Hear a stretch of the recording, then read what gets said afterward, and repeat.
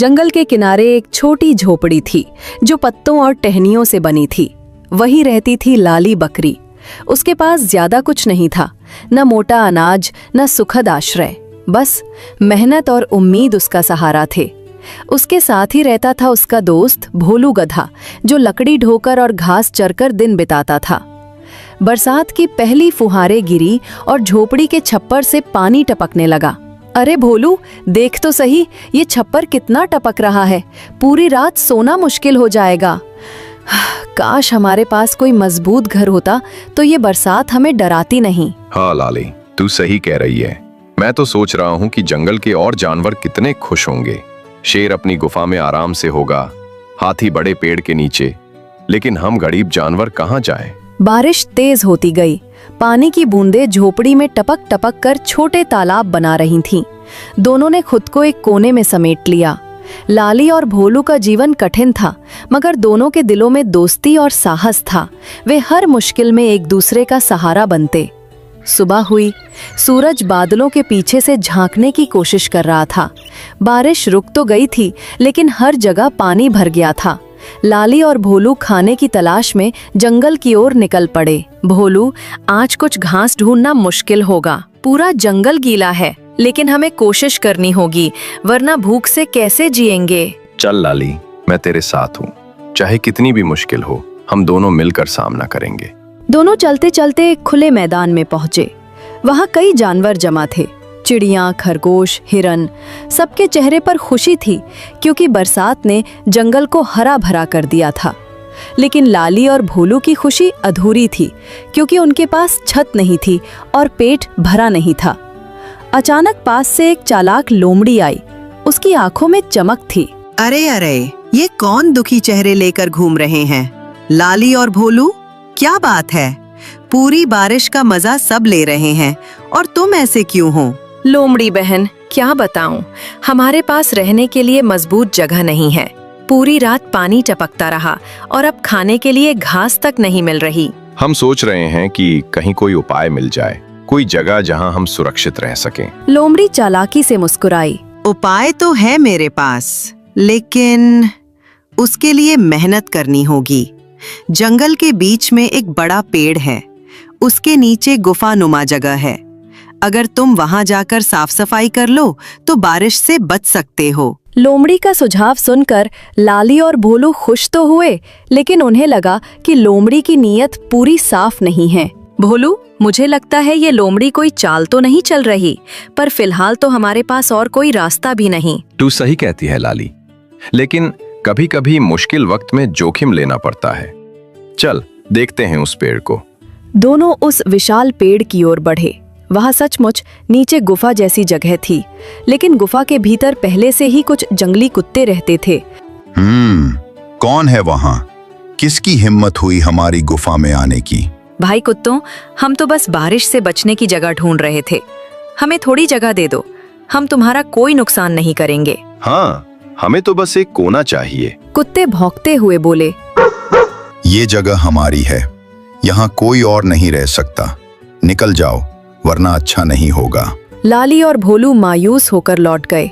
अब उनके पास न तो घर था न खाना, लेकिन दोनों ने हिम्मत नहीं हारी। शाम ढल रही थी। आसमान में फिर से बादल उमड़ने लगे। दोनों थके हारे एक नदी किनारे बैठ गए। अचानक वहां से एक बुजुर्ग कछुआ गुजरा। बेटा, क्यों इतने उदास हो? क्या परेशानी है? कछुआ दादा, हम गरीब हैं। बारिश में हमारी झोपड़ी टूट रही है। पेट में खाने को कुछ नहीं और कोई भी हमें जगह नहीं देता। हम सोच रहे हैं कि आखिर हम कहाँ जाएं? कछुआ दादा ने थोड़ी देर सोचा और फिर बोले। देखो बच्चों, जंगल में जीना आसान नहीं है, लेकिन अगर तुम दोनों मेहनत करो तो खुद अपनी जगह बना सकते हो। नदी किनारे सूखी लकड़ियां और पत्थर पड़े हैं, इन्हें मिलाकर तुम अपनी झोपड़ी मजबूत बना सकते हो। कछुआ दादा की बातें लाली और भोलू के दिल में उतर गईं। उन्होंने ठान लिया कि चाहे कितनी भी मुश्किल हो, वे खुद मेहनत करके अपनी झोपड़ी बनाएंगे। रात होते होते बारिश फिर शुरू हो गई। दोनों ने भीगते भीगते लकड़ियां इकट्ठा की, पत्थर लाए और पत्ते जमा किए। भोलू, बारिश में काम करना बहुत मुश्किल है। लेकिन अगर हम ये नहीं करेंगे तो पूरी जिंदगी दूसरों पर निर्भर रहना पड़ेगा। तू बिल्कुल सही कह रही है। चल मेहनत जारी रखते हैं, हमारा भी एक दिन आएगा। धीरे धीरे दोनों ने मिलकर एक मजबूत झोपड़ी का ढांचा खड़ा कर लिया। हालांकि अभी अधूरा था, मगर अब उनके पास उम्मीद थी। लाली और भोलू ने सीखा कि कठिनाई चाहे कितनी भी बड़ी क्यों ना हो, हिम्मत और मेहनत से उसका सामना किया जा सकता है। लेकिन उनकी असली परीक्षा अभी बाकी थी, क्योंकि जंगल में हर दिन नई चुनौती उनका इंतजार कर रही थी। जंगल की रात गहरी हो चुकी थी। लाली बकरी और भोलू गधे ने अपनी नई झोपड़ी का ढांचा तो बना लिया था, लेकिन अब असली चुनौती थी उसे पूरा करना और उसमें सुरक्षित रहना। जंगल में हर रात नए खतरे मंडराते थे और बारिश अब और भी तेज होने लगी थी। बारिश रुकने का नाम ही नहीं ले रही थी। झोपड़ी अधूरी थी, छत से पानी रिसने लगा था। लाली और भोलू दोनों थर-थर कांप रहे थे। भोलू, लगता है ये छत अभी हमारे लिए काफी नहीं है। मैं तो डर रही हूँ कि अगर ये पूरी तरह टूट गई तो हम कहाँ जाएंगे। लाली, डर मत।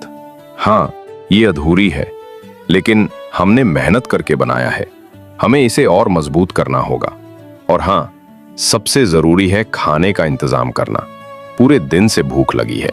दोनों भूखे थे। पेट की आग बरसात की ठंड से भी ज्यादा सताने लगी थी। बरसात के बीच में जब दोनों कुछ सोच ही रहे थे, तभी झाड़ियों से आवाज आई। पत्तियां खड़खड़ाईं और अंधेरे से एक लंबा चौड़ा भेड़िया बाहर निकला। तो यहाँ कौन कौन छिपा है? अरे, लाली बकरी और भोलू गधा, क्या हाल है तुम्हारा? भेड़िया भाई, हमें माफ कर दो। हम तो बस बरसात से बचने के लिए यहाँ आए हैं।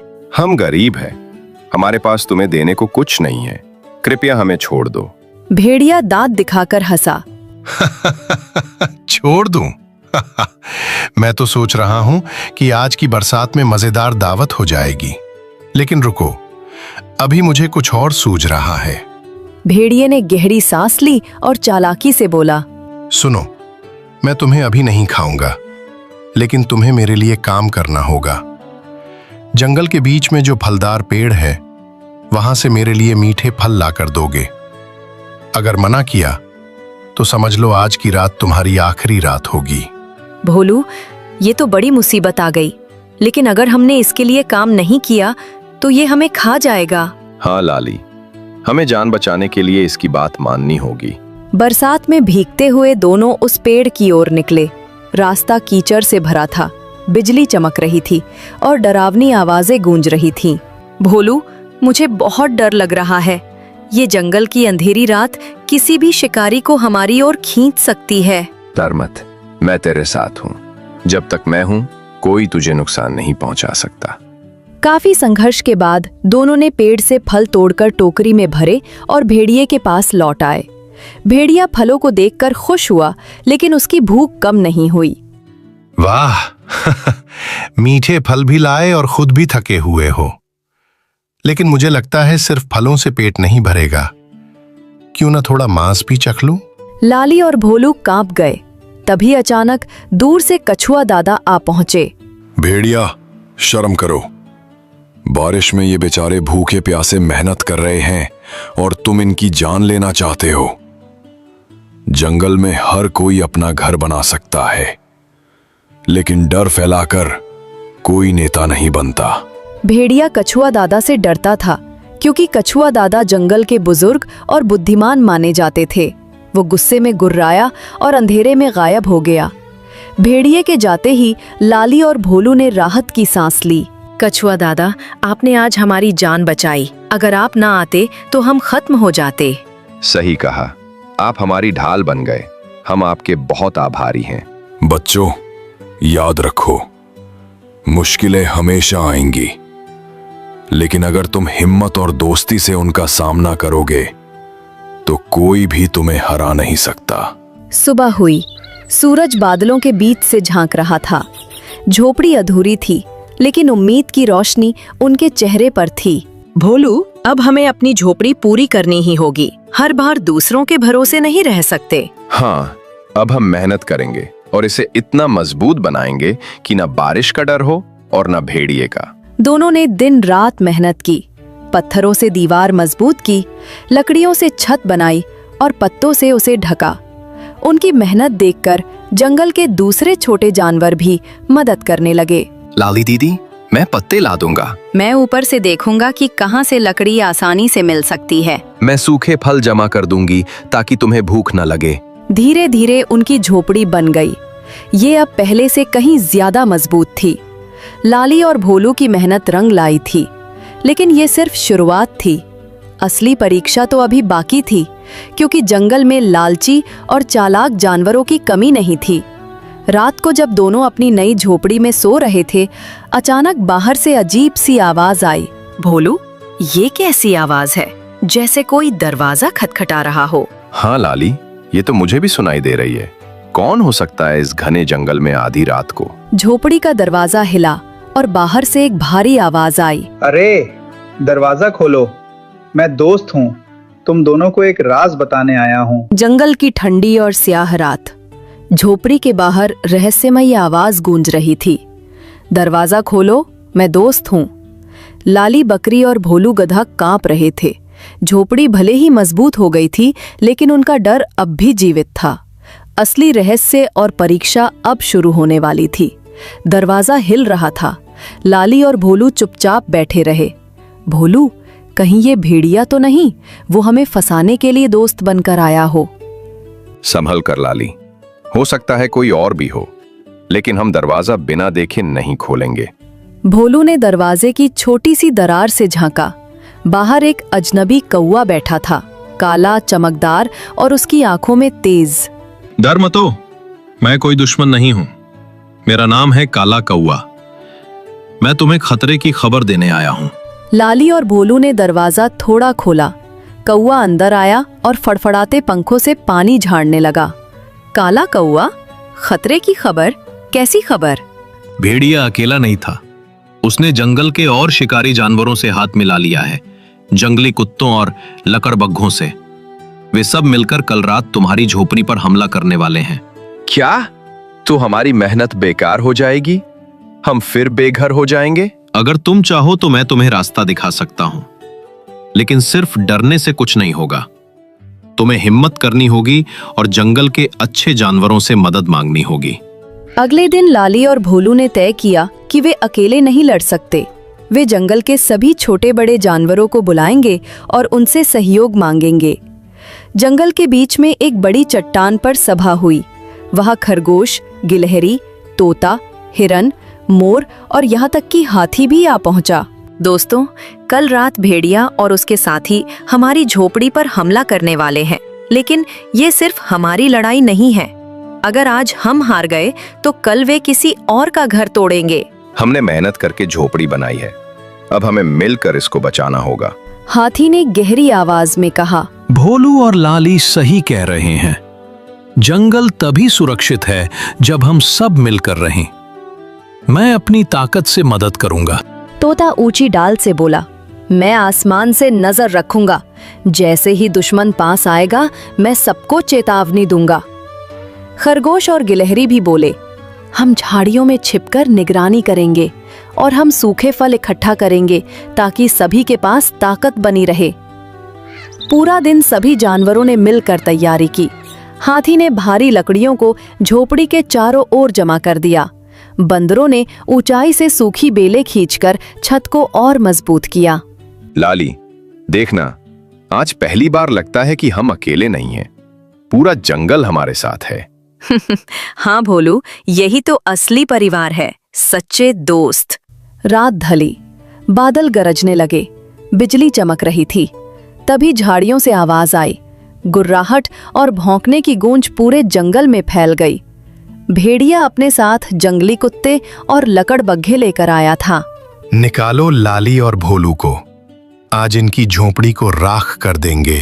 तोता आसमान से चिल्लाया, सावधान, दुश्मन आ गया है। भोलू और लाली झोपड़ी के अंदर खड़े रहे। हाथी ने जोरदार चिंगाड़ मारी और अपने पैरों से रास्ता रोक दिया। खरगोश और गिलहरी ने झाड़ियों से आवाजें की ताकि दुश्मनों को लगे कि चारों ओर जानवर तैनात हैं।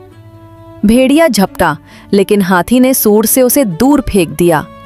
जंगली कुत्ते झोपड़ी की दीवार तोड़ने लगे, तभी बंदरों ने ऊपर से बेले फेंक कर उन्हें उलझा दिया। भोलू, अब वक्त आ गया है कि हम भी डटकर खड़े हों। हाँ लाली, आज हम साबित करेंगे कि गरीब होकर भी कमजोर नहीं है। भोलू ने जोरदार लात मारी, जिससे एक लकड़बग्घा पीछे जा गिरा। लाली ने अपने तेज सींगों से एक कुत्ते को दूर खदेड़ दिया। लड़ाई लंबी चली। अंत में भेड़िए को एहसास हुआ कि वो हार रहा है। ये कैसे हो सकता है? एक बकरी और गधा हमें हरा रहे हैं। काला कौवा ऊपर से चिल्लाया। क्योंकि ये अकेले नहीं हैं, पूरे जंगल की दोस्ती इनके साथ है। हारकर भेड़िया और उसके साथी भाग गए। जंगल में शांति लौट आई। सभी जानवरों ने खुशी मनाई। मोर ने पंख फैलाकर नृत्य किया, तोता गाने लगा और हाथी ने जोर से चिंगार मारी। भोलू, हमने कर दिखाया।